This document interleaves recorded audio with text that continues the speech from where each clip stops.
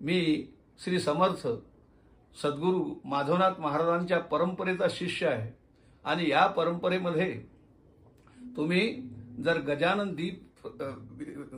गजानन विजय ग्रंथ जर वाचला तर त्याच्यामध्ये माधवनाथ महाराजांचा सुद्धा विड्याच्या संदर्भात उल्लेख सापडतो। भोजन साथे हुआ विडा यही पर रहा असा उल्लेख त्या ठिकाणी येतो। गजानन महाराज माधवनाथ महाराज हे समकालीन संत होते।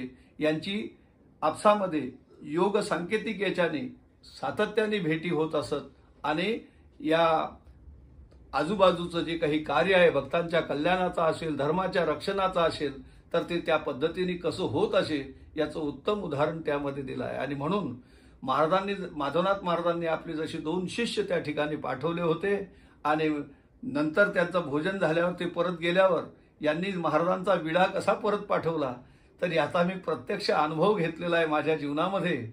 मी तर माधवनाथ महाराजांच्या काळाचा विषय नाही पण आज वर्तमान स्थितीमध्ये मी माझा स्वानुभव तुम्हाला सांगतो की मी ज्या वेळेला गजानन महाराजांच्या मंदिरामध्ये गेलो आणि महाराजांचे ह्या गोष्टीचं स्मरण मला त्या ठिकाणी ज्या ज्या वेळेला व्हायला लागलं त्यावेळेला माझ्या मनात सारखा एक विचार यायचा की महाराजांच्या शिष्यांची आणि गजानन महाराजांची जशी भेट झाली तशी असं भाग्य मला लाभेल का, मला असं दर्शन होईल का, असं काही मिळेल का।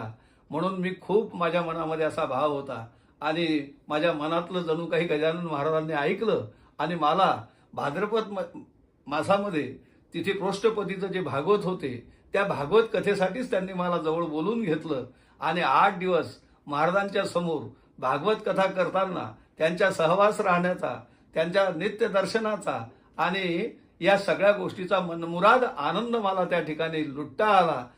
ह्याच प्रकाराने मी मला स्वतःला भाग्यवान म्हटलं की ही गजानन महाराजांची निस्सीम कृपा या निमित्ताने मला सुद्धा या ठिकाणी लाभलेली आहे। अशीच निस्सीम कृपा सकल गजानन भक्तांना प्राप्त हो आणि सर्वांना महाराजांचे आशीर्वाद मिळो हीच प्रार्थना गजानन महाराजांच्या चरणविंदावर करत या ठिकाणी मी थांबतो।